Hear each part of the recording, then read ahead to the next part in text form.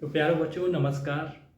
हम आ गए हैं अपने next chapter technical junior engineer exams जो भी उत्तराखंड पीसीएस लेने वाला है, ठीक है, और राजस्थान पीसीएस असिस्टेंट इंजीनियर का जो एग्ज़ाम होने वाला है, बाकी जो बीटेक मैकेनिकल या सिविल जो सेकेंड ईयर के थर्ड सेमेस्टर में है और इस एफडी बीएमडी से रिलेटेड प्रॉब्लम में सॉल्व नहीं कर पा रहे हैं, उनके लिए नेक्स्ट वीडियो है।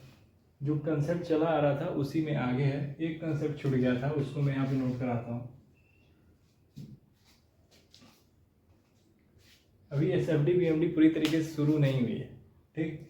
ये सिर्फ और सिर्फ कंसेप्चुअल पॉइंट्स हैं, S F D and B M D, ठीक। Shear force diagram, bending moment diagram, इन कंसेप्चुअल पॉइंट्स को हमको याद रखना है, जिससे हम जब बी एम डी की डिज़ाइन करें, एस एफ डी की डिज़ाइन करें तो हमको ये चीज़ें मदद करें। तो इसी में पहला पॉइंट हमने जो पिछला वीडियो जहाँ पे स्टार्ट हुआ था उसी में एक जगह ये पॉइंट छूट गया, ठीक है, जहाँ पे हमने एक बात की थी ना कि when vertical load is not present on the simply supported beam, ठीक है। तो 3 पॉइंट लिखवाया, लास्ट पॉइंट नहीं लिखवाया था।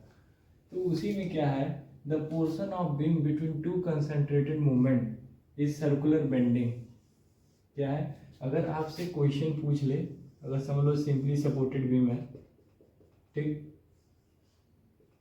सिंपली सपोर्टेड बीम है और 2 मूवमेंट लग रहे हैं यहाँ पे, तो 2 मूवमेंट लग रहा है, तो ये कह रहा है उस बीम का portion between two concentrated movement, 2 concentrated movement जहाँ लगा है ना, उस बीम के पोर्शन में किस तरह का मूवमेंट होगा, किस तरह की बेंडिंग होगी, ठीक है। जैसे ये बीम है और इसको दोनों तरफ से हम मोड़ रहे हैं, तो ये थोड़ा सा मोड़ रहा है ना, दिख नहीं रहा होगा मगर ये थोड़ा सा मोड़ रहा है, उसको हम कहेंगे सर्कुलर बेंडिंग। इस पोर्शन को हम क्या कहेंगे, सर्कुलर बेंडिंग, सर्कुलर बेंडिंग। याद रखना यार, ये इंटरव्यू क्वेश्चन भी बन सकता है। अगर आप किसी प्राइवेट जॉब के लिए इंटरव्यू दे रहे हो और कोर मैकेनिकल का वो क्वेश्चन पूछ ले, अगर पढ़ा लिखा पूछ ले कि अगर 2 कंसंट्रेटेड मूवमेंट हैं उनके बीच के बीम में किस तरह की बेंडिंग होती है, तो वो होती है सर्कुलर बेंडिंग, ठीक है। नेक्स्ट पॉइंट अब आ जाते हैं, ठीक है, ये चीज़ तो यहीं खत्म हुई। When the simply supported beam is loaded with only concentrated movement, अगर सिंपली सपोर्टेड बीम है, ठीक, और उस पर मूवमेंट लग रहा है ऐसे ऐसे ऐसे, ठीक है, ये सिर्फ मूवमेंट ही लग रहा है, तब हम बात करते हैं, ए पॉइंट उठाते हैं, vertical reaction are equal in magnitude but opposite in direction. तो जो रिएक्शन आएगा, रिएक्शन फोर्स बनेंगे वो इक्वल इन मैग्नीट्यूड होंगे, ठीक, मगर अपोजिट इन डायरेक्शन होंगे। इसका मतलब क्या हो गया, अपोजिट इन डायरेक्शन का मतलब मैग्नीट्यूड सेम होगा मगर रिएक्शन डिफरेंट होगा। जैसे समझ लो अगर ये सिंपली सपोर्टेड बीम है, इसके ऊपर 2 किलो न्यूटन जा रहा है,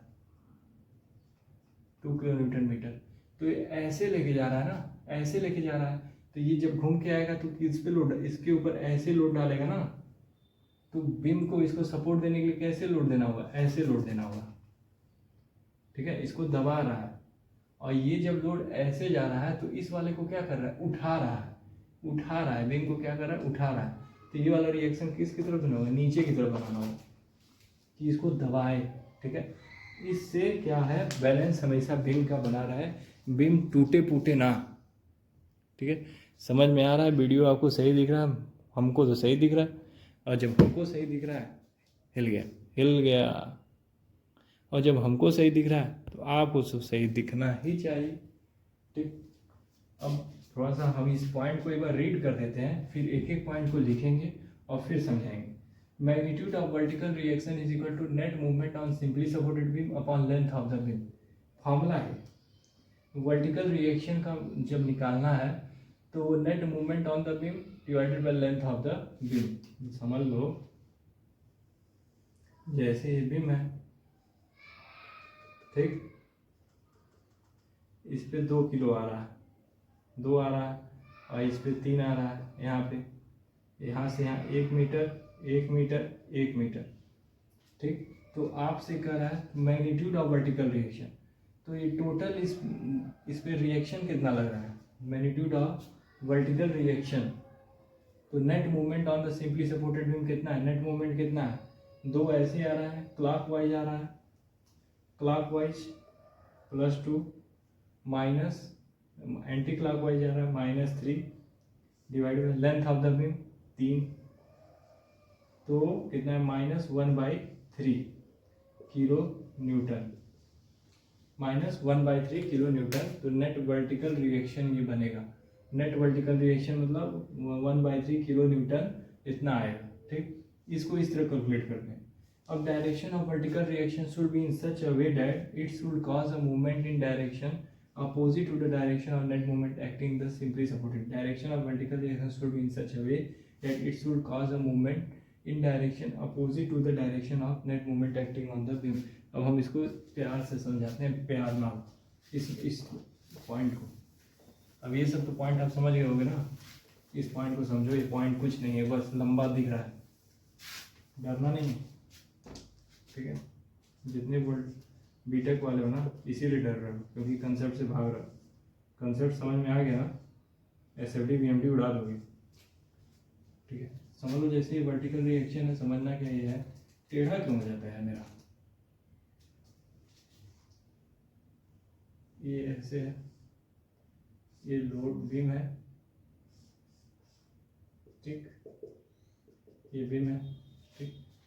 अब इस पे मूवमेंट आ रहा है ना, movement m, direction of vertical reaction should be in such a way that it should cause a movement in direction opposite to the direction of net movement. ऐसा वर्टिकल रिएक्शन होना चाहिए ना कि जो नेट मूवमेंट, ये कौन सा है, नेट मूवमेंट है, इस मूवमेंट के अपोजिट में वर्टिकल रिएक्शंस के मूवमेंट लगने चाहिए। मतलब जैसे समझो ये चीज़ ऐसे मूव कर रही है ना, ये चीज़ ऐसे मूव करके इस पे आएगी, लोड डालेगी ऐसे करके ऐसे, तो इसके ऊपर ऐसे लोड डालेंगे ना तो वर्टिकल रिएक्शन ऐसे जाना चाहिए। ठीक, और इसको ऊपर की तरफ खींच रहा है ना, इसको ऊपर की तरफ खींच रहा है तो इसका वर्टिकल रिएक्शन ऐसे आना चाहिए। बस एक डायग्राम बना के दिखाना है। मतलब इस चीज़ को ऐसे लिख सकते हो, यहाँ बना सकते हो, ये यहाँ से फोर्स देना चाहिए और ये यहाँ कि जैसे बीम उठे ना, बीम उठे ना, बीम पकड़ा रहा है अपनी जगह पे, मूवमेंट ऐसे आ रहा है।